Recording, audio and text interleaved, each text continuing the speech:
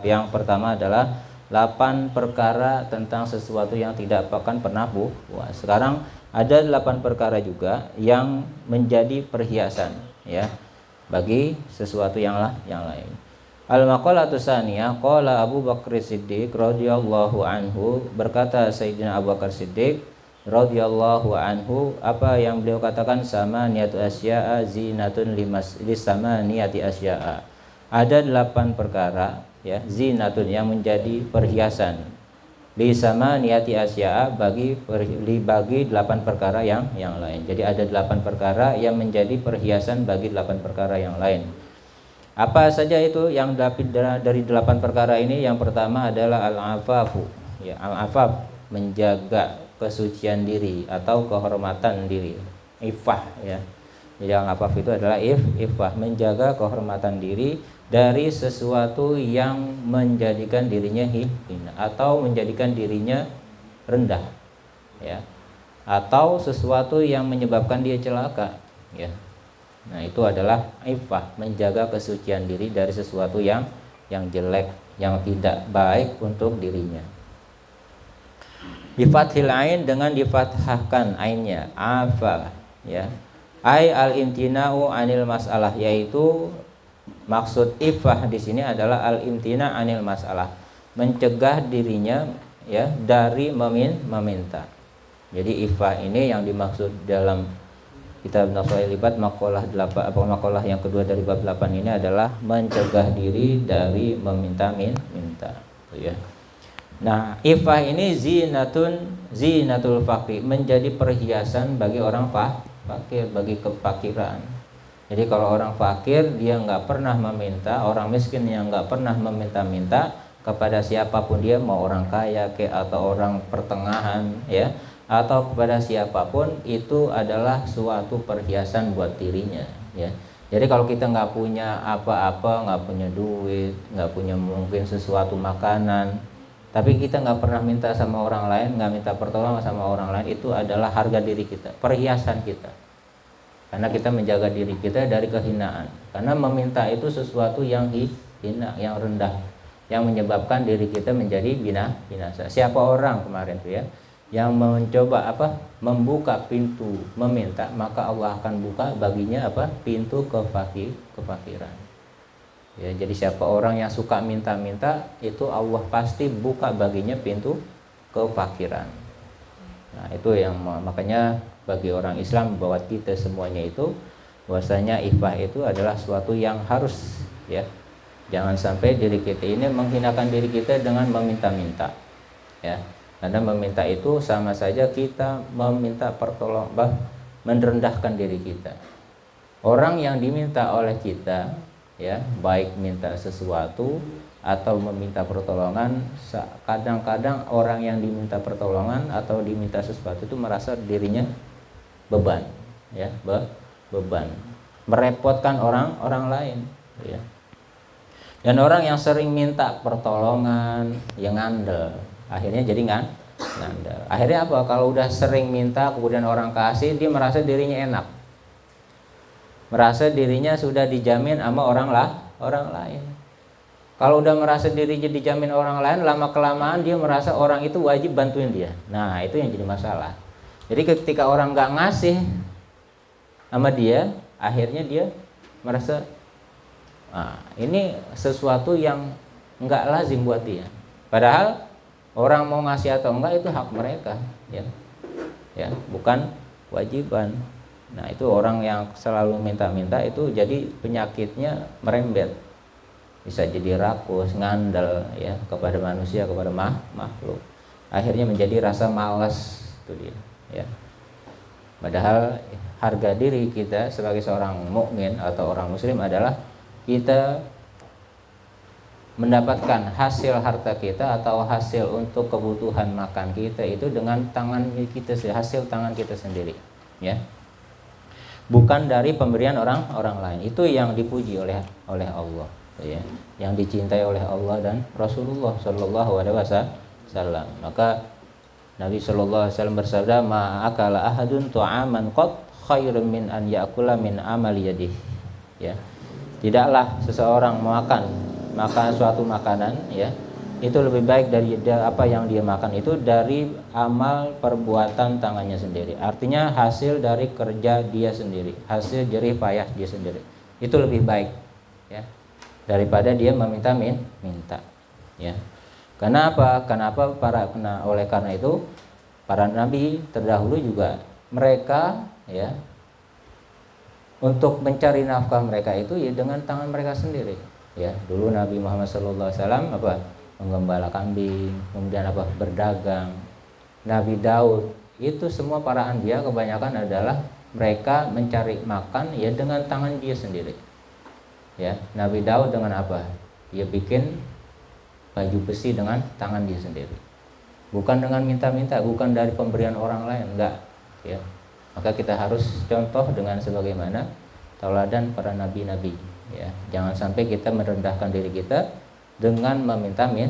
Karena kalau kita sudah coba untuk meminta, itu Allah akan bukakan bagi kita apa? Pintu kefakiran. Dan diri kita akan menjadi lemah, ya. Jadi orang yang meminta dia nggak akan pernah menggunakan akalnya nanti untuk berkreasi, untuk bagaimana cara dia bertahan hidup. Nah, itu yang menjadikan dia jadi lemah, ya. Padahal yang dibanggakan Nabi adalah orang Islam yang diri kita itu kuat, ya. Jangan menjadi orang yang lemah, ya. Maka yang pertama di sini dikatakan adalah hiasan yang pertama adalah al-afaf, yaitu ifah, menjaga diri dari kejelekan, keburukan atau sesuatu yang hina, ya. Jangan sampai kita menjeburkan diri kita kepada sesuatu yang buruk. Kita pun mencari makan, untuk makan kita itu adalah kewajiban kita. Jangan sampai kita itu minta. Kita untuk makan diri kita sendiri adalah wajib untuk mencari nafkah untuk diri kita sendiri. Kalau ada anak kita juga ada kewajiban. Ada istri kita, itu juga kewajiban kita. Nah, itu makanya kita harus punya amalan untuk mencari nafkah atau kreativitas, kemampuan kita untuk mencari nafkah untuk penghidupan diri kita dan juga keluarga kita. Itu lebih terhormat daripada meminta, ya. Karena kalau kita mencari penghidupan kita dengan tangan kita, itu kita orang yang mempunyai harga diri. Bayangin orang yang hanya numpang, gitu ya.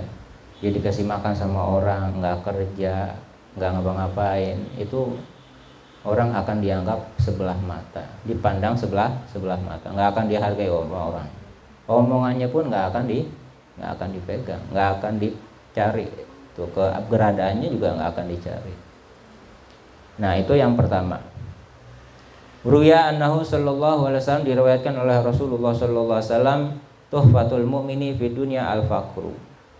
Permata bagi orang mukmin atau sesuatu yang bernilai, ya, berharga di dunia itu adalah kefakiran, ya. Jadi sesuatu yang mempunyai nilai harga yang tinggi atau nilai permata seorang mukmin adalah di dunia itu adalah kefakiran. Jadi orang fakir itu bukan hal yang rendah, bukan yang hina, bukan. Nabi Muhammad SAW itu cinta kepada orang-orang fakir miskin. Nabi selalu menyentuh orang-orang fakir, ya. Jadi kefakiran itu bukan suatu aib, bukan suatu kehinaan. Asal fakirnya itu dia tidak meminta, apalagi dia menjaga diri, nggak pernah minta sama orang. Dia tutupi kefakirannya itu dengan dia tidak meminta. Akhirnya orang menganggap dia adalah orang yang mampu, bukan orang yang lemah, bukan orang yang bergantung kepada orang lain, ya. Jadi orang anggap dia adalah orang yang kaya, ya. Jadi kekayaan itu sebenarnya bukan harta, ya, tapi kekayaan itu ada di hati, rasa qanaah kita, ya, terhadap apa yang Allah berikan kepada kita. Rawahu ad-Dailami, diriwayatkan oleh Imam ad-Dailami. Nah, itu iffah, ya, artinya menjaga diri, menjaga kesucian diri dari meminta-minta, ya. Jangan jadikan minta itu adalah profesi, karena banyak sekarang tuh, ya, keliling ke rumah-rumah itu dia bawa kantong, bawa beras, ya, minta, tuh, ya. Tuh Allah kasih tanda orang-orang yang begitu di jidatnya apa? Kefakiran yang ada di jidatnya. Jadi orang ngelihat itu bawaannya kasihan, sekalipun dia orang kaya. Ada nggak orang kaya yang minta-minta? Ada, ya, ada. Dia udah punya duit, ya, udah punya kekayaan, tapi masih minta-minta. Mau minta jabatan, kayak, ya, mau minta bayaran, kayak itu sama, ya. Itu hal yang hina atau suatu hal yang dapat merusak diri kita. Kemudian yang kedua adalah dari 8 macam yang menjadi perhiasan, ya. Yang kedua adalah wasyukru zinatun ni'mah, dan rasa syukur adalah perhiasan bagi kenikmatan. Jadi rasa syukur kita kepada Allah, ya, itu adalah perhiasan, ya, bagi kenikmatan. Jadi apapun yang Allah kasih kepada kita, nikmat sehat, nikmat bisa melihat, bisa berbicara, bisa belajar, bisa nulis, itu adalah suatu nikmat. Jadi pandangan kita nikmat Allah bukan hanya materi, tapi lebih jauh lagi. Harusnya lebih detail lagi kita melihat kenikmatan itu, ya. Jangan apa yang kita dapetin berupa materi itu baru nikmat, enggak. Tapi nikmat kesehatan kita, mata kita, tuh ya, kita bisa hadir di majelis ilmu, kita masih punya semangat untuk ibadah, itu nikmat, ya. Itu kenikmatan yang Allah kasih kepada kita. Kalau kita syukurin dengan kenikmatan yang Allah kasih, nah itu adalah akan nanti Allah tambah nikmat kita. Ya, jadi kalau Allah kasih nikmat sehat badan kita, kemudian badan yang sehat ini kita gunakan untuk ibadah, insya Allah nanti Allah tambah, ya, kekuatan kita untuk ibadah. Allah tambahkan kesehatan kita. Ya, yang namanya syukur terhadap nikmat itu adalah dengan menggunakan apa yang Allah kasih adalah untuk ketaatan. Ya. Jadi nikmat kriterianya, cara mensyukurinya ada 3, ya.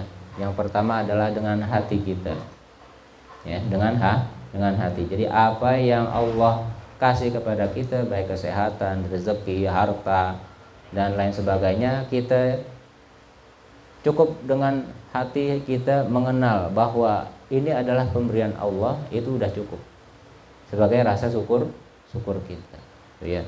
Bahwa apa yang Allah kasih, nikmat kita baik harta benda atau kesehatan dan lain sebagainya, itu hanya dari Allah, bukan dari diri kita atau dari orang lain, ya. Hakikatnya itu semuanya dari Allah, itu sudah dikatakan syukur. Kemudian bersyukur dengan apa? Dengan lisan kita. Bagaimana syukur dengan lisan? Ya dengan memuji Allah, dengan mengucapkan apa? Dengan alhamdulillah, ya. Ucapan kita itu adalah rasa syukur kita kepada Allah. Kemudian apa? Kita banyak zikir, baca Quran, ya. Lisan yang kita pakai ini hanya untuk ketaatan, bukan sebaliknya. Bukan untuk ngomongin orang, bukan buat gibahin orang, bukan buat ledekin orang. Nah, itu bukan nikmat yang sebaliknya harus kita gunakan. Tapi nikmat yang sebenarnya untuk lisan kita yaitu untuk kita gunakan kebaikan. Jangan sampai lisan kita itu kita kotorin dengan apa? Dengan cacian, dengan hinaan atau caci maki orang lain. Itu adalah suatu yang tidak pantas untuk kita gunakan. Karena Allah kasih nikmat, semua apa yang kita dapatkan itu adalah untuk kita gunakan untuk ketaatan kepada Allah. Kemudian nikmat yang ketiga yang harus kita gunakan adalah nikmatul jawarih. Nikmat itu kita syukuri bisa dengan anggota badan. Yaitu dengan apa? Anggota badan kita sehat, tangan kita bisa menulis, kaki kita bisa berjalan, mata kita bisa melihat, kuping kita bisa mendengar, mulut kita bisa mengeluarkan suara dan bisa mengucapkan. Itu kita gunakan untuk apa? Disorfi ala taatillah, untuk kita curahkan, gunakan untuk melakukan amal ibadah ketaatan, bukan kepada selainnya. Maka kalau kaki kita sehat, ya kita gunakan untuk jalan ke masjid. Jika kaki kita sehat, itu kita gunakan untuk ngaji, untuk jalan kebaikan, bukan untuk nyelakain orang, bukan untuk nendang orang, ya. Itu adalah nikmat yang kita harus gunakan dengan anggota badan kita. Ya. Jadi kalau kita gunakan anggota badan kita dengan ketaatan, itu udah merupakan rasa syukur kita kepada Allah. Nah ya, jangan sampai sebaliknya, kalau kita gunakan anggota badan kita, tangan kita buat mukul orang, ya, itu berarti kita nggak syukur apa yang Allah kasih nikmat dengan tangan kita. Tangan kita fungsi dengan baik, ya, sehat, nggak sakit, ya, nggak lumpuh, itu adalah nikmat yang Allah kasih. Maka pergunakan tangan kita untuk memberi, untuk sedekah. Jangan sampai untuk memukul orang, nampar orang, ngelepak orang, jangan sampai. Karena kalau kita lakukan itu berarti kita nggak syukur terhadap nikmat yang Allah kasih. Akal kita yang Allah kasih, kita bisa mikir, ya, kita bisa belajar, ya, dari sesuatu yang kita nggak ngerti, jadi kita paham. Itu rezeki lagi, nikmat yang Allah kasih, Allah tambahkan lagi itu. Kalau kita syukurin. Mata kita yang Allah kasih bisa melihat, maka pergunakan mata kita untuk apa? Untuk kebaikan, baca Quran, ya, baca kitab, mutolaah, ya, untuk melihat sesuatu yang bisa mendapatkan pahala oleh Allah. Jangan sampai pandangan kita arahkan kepada sesuatu yang Allah haramkan. Ya. Nah, itu rasa syukur, ya.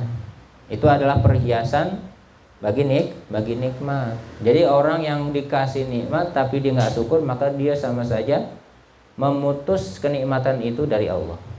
Siapa yang ingin ditambahkan rezekinya, ya, ingin ditambahkan nikmatnya, maka harus banyak-banyak syukur. Wa huwa sababul ibqa'in ni'am.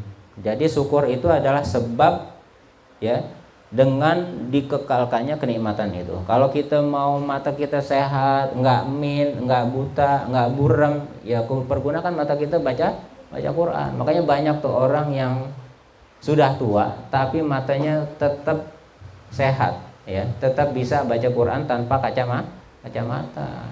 Berarti orang, kalau misalkan kita mau perbagus mata kita, perbanyak baca Quran, ya. Jadi kalau mau menajamkan mata kita, baca Quran, karena Quran itu di dalamnya ada obat, ya. Jadi orang yang tua itu kalau dia pergunakan, yang dulunya masih muda itu dia baca Quran, dia matanya nggak akan rabun, gitu ya. Begitu juga tangan atau anggota badan kita, kalau kita syukurinnya anggota badan kita tadi apa? Dengan mengerjakan ketaatan. Kalau kaki kita sering gunakan untuk langkah ke masjid, untuk ke majelis ilmu, insya Allah kaki kita kuat sampai hari tua. Itu bisa jadi nggak pakai tongkat. Nanti Allah akan tambahkan nikmatnya. Allah kekalkan kesehatan itu sampai dia tua, ya. Maka nikmat syukur itu adalah sababun li baqa'in ni'mah, yaitu sebab untuk mengekalkan kenikmatan. Al-mawjudati, yang ada, wasilatun ila husulin ni'amil al-mafqudah, dan juga rasa syukur itu adalah menjadi wasilah, perantara ila husulin ni'amil al-mafqudah, untuk mencapai nikmat-nikmat yang belum ada.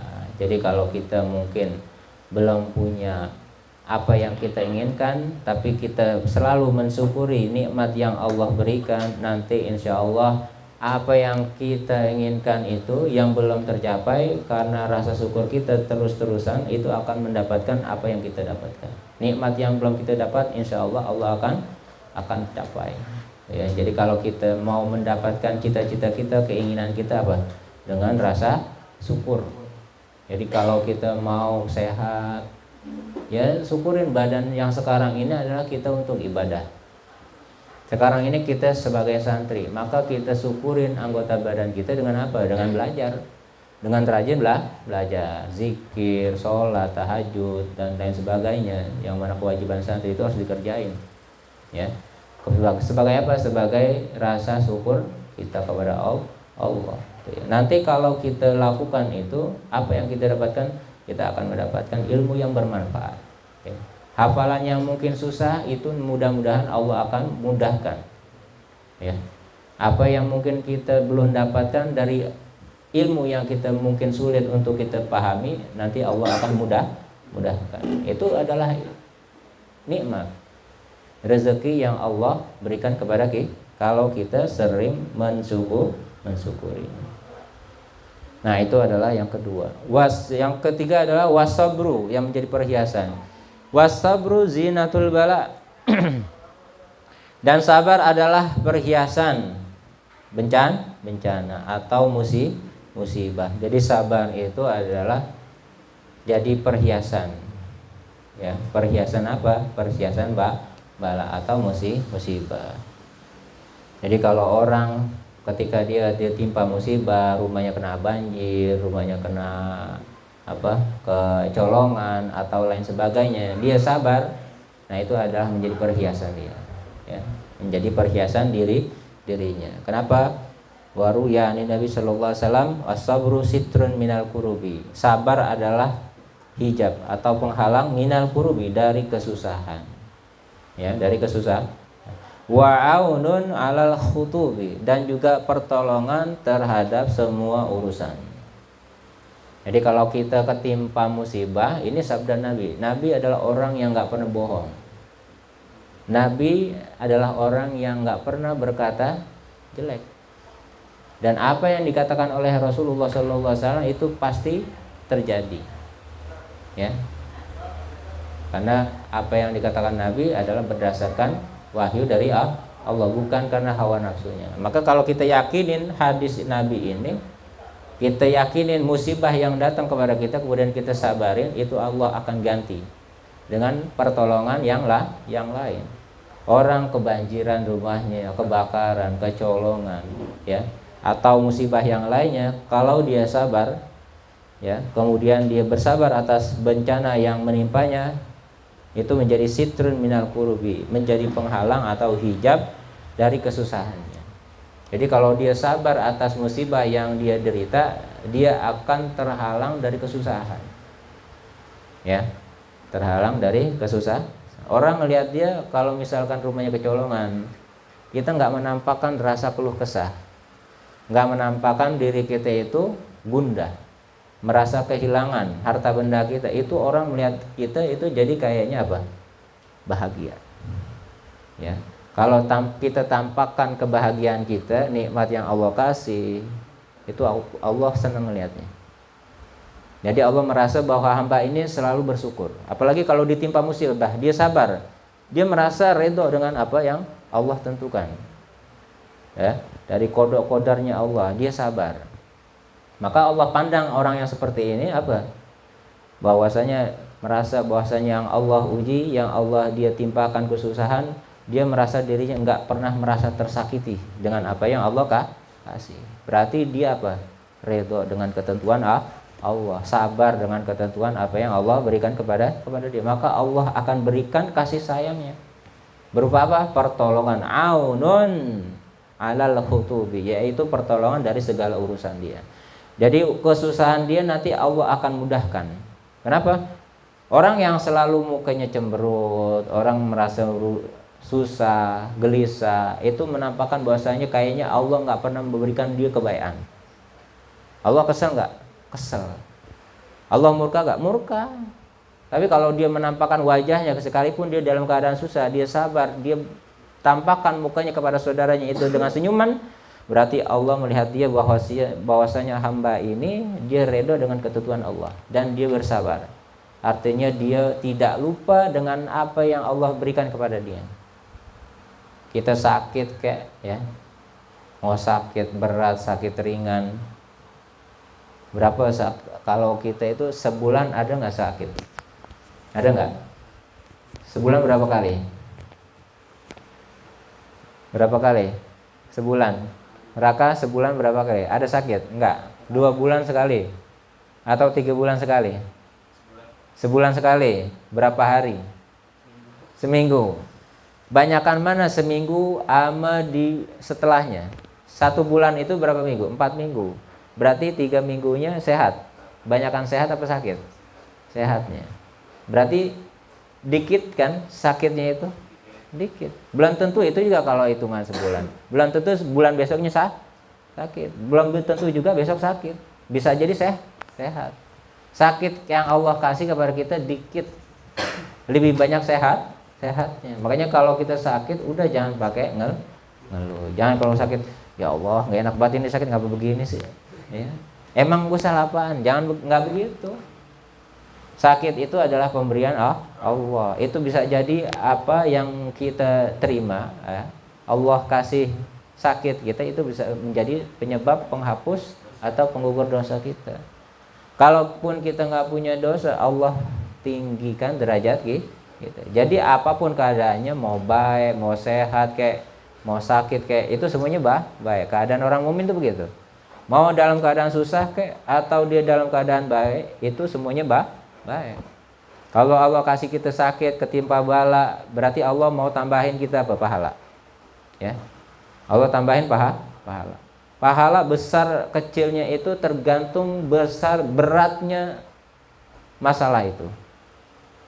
Jadi kalau kita mau dapat pahala gede, misalkan sholat tahajud malam itu gede nggak pahalanya? Gede. Ya, enggak? Gede. Kenapa? Karena berat. Bangun malam itu berat. Sholat subuh berat nggak? Berat. Dibanding dengan sholat yang ya. Nah, yang berat-berat itu tuh, yang pahalanya juga gede. Kita punya duit 100.000, ya. Ada orang minta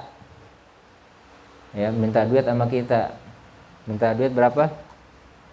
Misalkan 50.000, berat gak buat kita? Berat gak? Berat. Ambil setengahnya gitu ya. Nah, itu bisa jadi pahalanya gede kalau itu berat di hati kita. Ya. Jadi sesuatu amalan yang sekiranya hati kita berat, nah itu ganjarannya besar.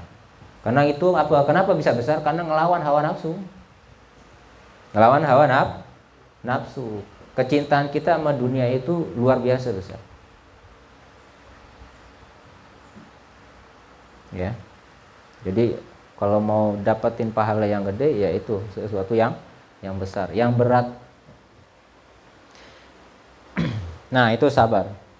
Wa qala Ali bin Abi Thalib karramallahu wajhah, dan berkata Sayyidina Ali karramallahu wajhah, as-sabru matiyatun la taqbu wal qanaatu sayfun la yanbu. Ya, Sayyidina Ali berkata bahwasanya as-sabru matiyatun la taqbu. Sabar itu adalah kendaraan yang tidak pernah la taqbu, tidak akan pernah macet, tergelincir lah gitu. Jadi kalau kita punya kendaraan, kita punya motor, itu nggak pernah mogok. Kita punya mobil, mau jelek kayak, mau tahun yang lama atau yang baru, nggak pernah mogok. Enak gak jalaninya? Enak. Was-was gak kita kalau jalan jauh? Agak. Tuh, itu kalau sabar diberatkan kepada Sayyidina Ali bagai kendaraan yang nggak pernah mogok, yang nggak pernah macet, yang nggak pernah tergelincir. Kalau kita punya kuda nih, kakinya kuat. Berapa meter, berapa jauh kilometer itu dia kuat. Enak gak itu pakai kuda kayak begitu? Nyaman gak kita? Nyaman pasti. Nggak ada kekhawatiran kita ketika dalam perjalanan itu kendaraan itu akan mati atau rusak. Itu nggak ada kekhawatiran. Kayak kemarin kita ke puncak, ya kan? Seandainya ada motor ya, yang motor yang mungkin tahun lama ya, motor bebek yang bojot itu ada kekhawatiran dia. Buat bawa ke puncak kemarin itu, khawatir gak dimogok? Khawatir, pasti dibawa kemana? Ke bengkel dulu, atau ganti motor. Tapi kalau dia punya keyakinan ini motor memang kuat dan gak pernah mogok, berani gak dia jalan? Berani. Pede gak dia? Pede. Pasti ngebut tuh, iya gak? Iya. Ada yang jatuh gara-gara saking ini. Motornya sih kagak mati, tapi orangnya yang jatuh gitu. Itu ujian. Kemarin tuh ya. Ada musibah sedikit tuh. Ya, jadi kalau kita punya kendaraan, ya, kendaraan itu kuat dan nggak pernah mogok, nggak pernah macet, itu adalah kesabaran. Ya, kesabaran. Jadi kalau orang punya rasa sifat sabar, itu adalah orang yang nggak pernah berhenti menjalani ujian dari Allah. Ya, berarti dia kuat. Orang yang kuat. Coba orang yang lemah, dia akan ngeluh. Ya, akan ngeluh, nggak sabar. Ya. Nah kalau udah ngeluh, apa yang Allah turunin pada dia? Allah tambahin balanya. Tapi kalau orang sabar, Allah kasih pertolongan. Itu namanya sabar yang menjadi perhiasan. Wal qanaah, dan rasa qanaah itu saifun la yanbu, dan qanaah itu adalah pisau atau pedang yang tidak pernah tumpul. Nah, kalau kita punya pisau itu nggak pernah tumpul, enak buat motong kambing kayak motong sapi kayak motong pohonan, ya. Itu enak. Nggak pakai ngasah lagi. Jadi kalau mau dibawa kemana-mana, ada nggak rasa kekhawatiran kita? Nggak. Itu qanaah. Jadi sekalipun Allah kasih kita sedikit, tapi dengan rasa hati qanaah kita itu cukup buat tenang nggak hati kita? Tenang. Nyaman nggak? Nyaman. Tapi kalau kita nggak dikasih rasa qanaah dalam hati kita, Allah kasih nikmat sedikit, gerutu nggak dia? Nyaman nggak? Nyaman.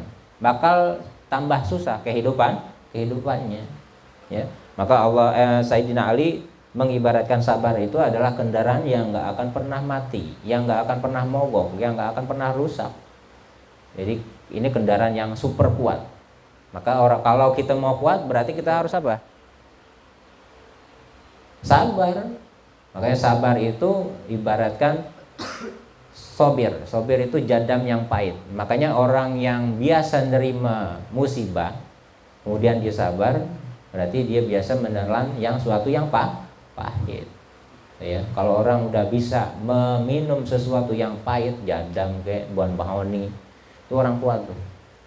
Orang kuat. Orang sehat, ya. Bisa sehat nggak dia? Bisa. Kalau orang yang punya gula, minumnya itu, ya. Minumnya ya itu, karena itu obat. Dan kalau nggak mau digigit nyamuk, ya itu minumnya. Minum yang pahit dulu, ya, biar nggak digigit nyamuk. Makanya daun paya tuh ya, jadam, minum, nggak digigit nyamuk, enggak. Karena nyamuk apa? Bakal ngerasain darah kita apa? Pahit. Kita nih karena didemen nyamuk karena manis. Darah kita manis. Tuh ya. Tapi kalau kita sering makan yang pahit-pahit, ada nggak lauk yang pahit? Paling pari, ya kan, daun paya. Tapi enak, masih enak. Ya. Itu suatu yang pahit, itu bisa jadi obat. Kemudian watawadu zinatul hasab. Tawadu itu adalah perhiasan al-hasab. Al-hasab di sini wahwa ma ya'udduhul insanu min mafakhiri abaihi au min manakibi nafsihi min dinihi wa malihi wa judi wa saja'atihi. Jadi tawadu zinatul hasabi. Tawadu, rasa tawadu, rendah diri itu adalah perhiasan al-hasab. Al-hasab di sini maksudnya adalah keturunan terhormat. Jadi kalau orang yang punya nasab yang mulia, nasab seorang raja, nasab seorang soleh, nasab orang yang terhormat, ya, itu perhiasannya apa? Kalau orang yang seperti itu, orang perhiasannya adalah tawadu. Jadi kalau kita keturunan raja misalnya, jangan sesumbar kita ini adalah mengaku-ngaku turunan raja. Orang jadi segan nggak sama kita? Enggak. Malah orang jadi cemooh ya. Orang rendahin. Jadi kelihatannya apa? Norak orang seperti ini. Maka untuk menjadi perhiasan dia, orang yang mempunyai nasab yang mulia adalah ketawaduan. Enggak pernah nyebutin kemuliaan dirinya, enggak pernah nyebutin kemuliaan orang tuanya, kakeknya, neneknya yang orang mulia, enggak. Dia tutupin serapat-rapatnya. Wa huwa ma ya'uduhul insan. Jadi al-hasab itu adalah sesuatu yang orang itu menganggapnya itu, atau ya mengaku-ngakunya itu min mafakhiri abahi, untuk kebanggaan, ya, suatu kebanggaan daripada orang tuanya. Wa min manakibi nafsihi, dan juga dari manakib dirinya, prestasi yang dia capai, dia nggak pernah sebutin. Min dinihi, dari agamanya, wa malihi, dan hartanya, wa judihi, dan kedermawannya, dan keswasyaja'atihi, dan juga keberaniannya. Ya. Ini sahabat Nabi dulu tuh orang yang luar biasa. Khalid bin Walid itu adalah sahabat yang luar biasa, yang selalu menang dalam peperangan sebagai panglima, ya. Pada saat itu beliau ini nggak pernah merasa bangga dan nggak pernah merasa dirinya itu orang yang paling berani, ya. Nggak merasa dirinya itu orang yang paling mulia di antara sahabat-sahabat yang lainnya, ya. Sekalipun beliau ini adalah orang yang selalu memenangi peperangan, ya. Atau seorang raja atau seorang yang keturunan raja, ya, dia nggak pernah menyebutkan silsilah keturunannya, ya. Kalau orang misalkan anak keturunan kiai gus-gus, ya kan, ya ke pasar misalkan dia nggak pernah, nih saya anaknya gue kayak gini, nggak pernah nyebutin namanya, kasih murah dong. Oh, nggak begitu, ya. Jadi kalau orang yang mau punya perhiasan, ya, dari hal seperti ini, maka dia harus tawadu. Dia harus bisa duduk bersama dengan rakyat, ya. Bisa duduk sesama orang-orang yang ada di sekelilingnya. Jangan merasa diri dia itu lebih mulia karena nasabnya. Famin amaratil tawadu, dan adapun diantara daripada tanda-tanda tawadu. Nah, ini tanda-tanda tawadu itu seperti apa? Apa dikatakan? Yang pertama adalah hubbul humul, dia cinta dengan ketidaktenaran. Oh, sekalipun dia anak raja, anak presiden, atau mantan presiden, atau gubernur, kayak dia nggak pernah nyebut dirinya tuh anak gubernur. Nih, saya nih anaknya presiden, ya. Lo kenal gak sama gua gitu? Nggak pernah ngakuin begitu. Dia jalan-jalan aja, mau ke pasar, kayak mau nongkrong di mana aja, dia nggak peduli, ya. Dia nggak mau diakui sebagai anak presiden, nggak mau dikenal, ya. Bahkan orang-orang yang seperti ini yang punya rasa sifat tawadu, dia berpakaian biasa bagaimana masyarakat yang lainnya, nggak pernah menunjukkan dirinya punya kekhususan dalam pakaiannya, kayak, ya, atau statusnya, itu nggak pernah. Nah, itu tanda daripada orang yang punya sifat tawadu. Wa qabulil haqqi mimman ja'a bi min syarifin aw wadi'in. Dan orang yang tawadu itu diantara cirinya apa? Menerima kebenaran mimman ja'a bihi min syarifin, dari orang yang datang dari seorang yang mulia atau orang yang rendahan, wadi'. Ya, jadi dia bisa menerima kebenaran itu dari siapa aja, orang yang mulia kayak dari anak presiden, anak gubernur, atau siapapun yang punya kemuliaan dia terima, atau dari selainnya, orang yang hina kayak masyarakat yang biasa itu dia terima, ya. Jadi nggak pilih-pilih, kalau benar dia katakan benar, ya. Jadi nggak memilih, kalau orang kaya yang ngomong dikatakan benar, tapi kalau orang susah ngomong benar dikatakan salah, nggak begitu. Karena alamat dari orang sombong adalah batrul haq wa ghamtun nas. Itu orang sombong. Batrul haq, menolak kebenaran, dan juga wa ghamtun nas, ngecilin orang. Jadi tanda orang sombong itu apa? Enggak pernah menerima kebenaran. Orang dinasihatin, ambil inti, kenapa kok malas sholat? Inti siapa? Pakai nasihatin aneh sholat. Nah, ini orang yang udah nolak kebenaran, ya. Padahal kita ada kewajiban untuk sholat. Ketika dinasihatin buat sholat, dia tolak. Nah, ini ciri orang sombong. Wa qamtun nas, dan dia udah ngecilin orang. Artinya orang yang berkata benar ini dia anggap, dia kecilin. Emang lu siapa? Nah, itu ciri orang yang sombong. Padahal orang itu nasihatin untuk kebaikan dia, bukan buat dirinya.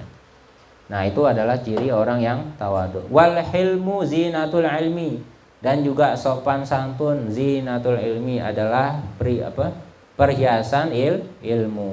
Jadi kalau ilmu itu perhiasannya apa? Santun. Jadi kalau kita seorang thalib, orang santri yang punya ilmu, adalah yang harus kita kedepankan apa? Sopan santun kita. Ya, jadi ciri orang yang punya ilmu itu adalah sopan santun. Orang alim mau sebagaimana alimnya, kayak mau segede apapun udang-udangnya alim, tapi dia nggak ada sopan santunnya, nggak akan dipandang orang lain, akan rendah di pandangan Allah. Ya. Ruya annahu, diriwayatkan bahwasanya annahu kallamat Rasulullah sallallahu alaihi wasallam jariyatun minas sabiyyi wa qala laha, diriwayatkan bahwasanya seorang jariyah, budak dari tahanan ini berkata kepada Rasulullah sallallahu alaihi wasallam, faqala laha, maka Rasulullah sallallahu alaihi wasallam berkata kepadanya, Man anti, siapa kamu wahai budak perempuan? Faqalat, maka dia berkata, bintur rajuli, yaitu anak dari seorang laki-laki al-jawad yang dermawan, ya, al-hatimin yang bernama Hatim. Faqala Rasulullah, maka Rasulullah sallallahu alaihi wasallam bersabda, irhamu aziza qaumin zalla, irhamu ghaniyan iftaqara. Irhamu, sayangilah oleh kalian aziza qaumin, kaum yang mulia, zalla yang hina. Irhamu aghaniyan iftaqara, sayangilah olehmu orang yang kaya yang susah, yang butuh. Ya, jadi Rasulullah mengatakan bahwa sayangilah kaum yang mulia itu yang hina. Kemudian sayangilah ghaniyan, orang yang kaya yang membutuhkan. Irhamu aliman doa bainal juhal, sayangilah orang alim yang hilang di antara orang bodoh. Kemudian selanjutnya ada watazallul zinatul muta'allim, yaitu merendahkan diri adalah perhiasan muta'alim, orang yang thalib, orang yang mencari ilmu. Jadi orang santri thalibul ilmi, perhiasannya apa? Merendahkan dirinya. Jangan merasa dirinya merasa mulia, merasa orang yang punya ilmu, merasa suci. Nah, ini bukan perhiasannya orang muta'alim, ya. Perhiasannya adalah merendahkan diri, merasa diri kita nggak punya ilmu, merasa diri kita masih butuh pembelajaran, masih butuh harus belajar, masih merasa bodoh. Uriya anhu sallallahu alaihi wasallam, diriwayatkan bahwasanya Rasulullah sallallahu alaihi wasallam bersabda, man kharaja yuridu ilman, siapa orang yang keluar yuridu ilman, yang ia ingin mencari ilmu, ya ta'allamuhu, yang ia akan pelajarinya, fatahallahu lahu baban ilal jannah, maka pasti Allah akan bukakan padanya apa? Pintu ilal jannah, pintu menuju surga. Wa farashat lahul malaikatu, maka malaikat akan membentangkan kepadanya aknafaha, yaitu sayap-sayapnya. Wa shallat alaihil malaikah, dan malaikat akan mendoakannya, ya. Jadi kalau orang yang keluar dari rumahnya untuk mencari ilmu, maka Allah akan bukakan padanya apa? Pintu surga, dan malaikat akan membentangkan sayap-sayapnya. Wa shallat alaihil malaikatu samawati, dan para malaikat yang di langit itu akan mendoakannya. Ya, mendoakan itu memohon ampun kepada Allah. Wahi tanal bahri, dan juga ikan-ikan di laut. Jadi orang yang nuntut ilmu, orang yang diberikan apa? Permohonan ampun oleh malaikat, dan juga ikan-ikan yang di laut. Jadi ada dosa yang mungkin kita nggak bisa istighfarin, yaitu dengan belajar. Nah, ini termasuk daripada bisa hilang dosa-dosa kita karena sebab apa? Istighfarnya para malaikat dan juga ikan-ikan yang di laut. Rawahu Abu Ya'la, diriwayatkan oleh Abu Ya'la. Watarkul minnah, ai tarku tidadis sona'i, yaitu meninggalkan minnah, ungkitan, yaitu meninggalkan tidadis sona'i, yaitu meninggalkan dari menghitung-hitung amal perbuatannya. Jadi zinatul ihsan itu merupakan perhiasan kebaikan. Jadi perhiasan kebaikan kita adalah jangan pernah menghitung-hitung kebaikan kita, jangan pernah mengungkit-ungkit amal yang pernah kita lakukan, jangan pernah mengungkit sedekah yang pernah kita berikan kepada orang lain, atau sedekah kita, amal jariah kita di suatu tempat atau bangunan. Ya, misalkan kita lewat di suatu masjid, dulu nih masjid nih kalau nggak ada gua dia nggak bakalan bisa nih bangun masjid, karena gua nyumbang gede. Nah, itu sama aja mengungkit-ungkit kebaikan. Itu yang nggak ada perhiasan. Niat orang seperti itu amalannya bisa sekalipun amalan itu sudah dilakukan bertahun-tahun. Padahal itu masjid dulu dibangun misalkan tahun sekian dan sudah selesai, baru dia ngomong tahun sekian, itu sama aja. Ya, mengungkit-ungkit suatu amal perbuatan ibadahnya. Ai fi'lul hasanat, yaitu perbuatan yang baik, perbuatan baik. Wal khusu, dan juga kehusuan huwal khaufud daim fil qalbi. Apa sih khusu?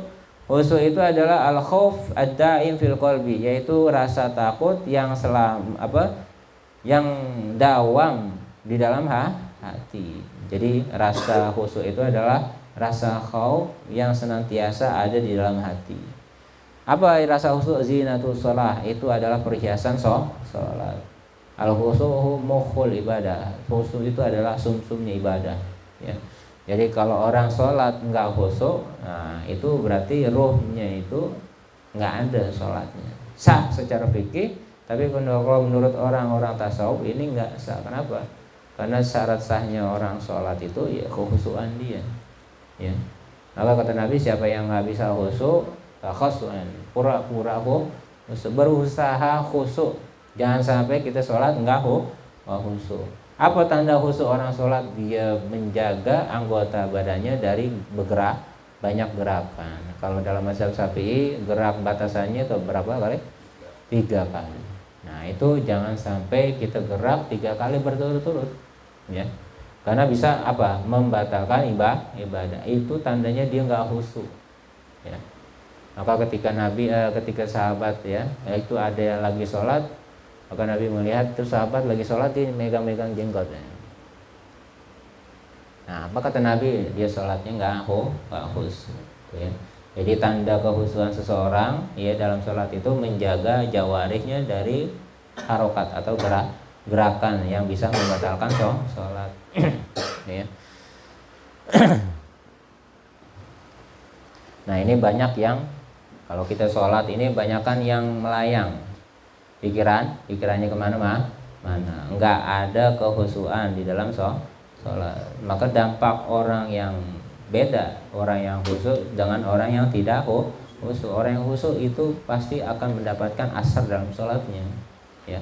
Ada kenikmatan dalam ibadah, dan amal perbuatannya itu juga akan berbeda dengan orang yang nggak khusyuk, ya. Ada asar di dalam dirinya, hatinya. Nah itulah dari 8 perhiasan, ya, yang dikatakan oleh Sayyidina Abu Bakar Siddiq, sama niat asya, zinatus samadi, sama niat asya, yaitu 8 perhiasan bagi 8 perkara yang lain. Nah nanti kita lanjutkan wallahu a'lam bishawab, yaitu maqalah yang ke berapa al-maqalatul as-salisah, insyaallah minggu depan kita akan lanjutkan. Al-Fatihah. A'udzubillahi minasyaitonir rajim. Bismillahirrahmanirrahim. Alhamdulillahirabbil alamin arrahmanir rahim maliki yaumiddin. Iyyaka na'budu wa iyyaka nasta'in. Ihdinas siratal mustaqim siratal ladzina an'amta 'alaihim ghairil maghdubi 'alaihim waladdallin. Amin. Allahumma bihaqqil Fatihah sirrul Fatihah bihaqqi man unzilat 'alaihi al-Fatihah taftalana wala khair wa taj'alna min ahlil khair wa tu'amilana mu'amalatakal ahlil khair innaka waliyyu kulli khair wa yadafi kulli busin wa dhair. Allahumma ya man wafaqa ahlal khair lil khair wa anam alaihi wa fikna lil khair wa sallallahu ala sayyidina Muhammadin wa ala alihi wa sallam. Alhamdulillahi rabbil alamin.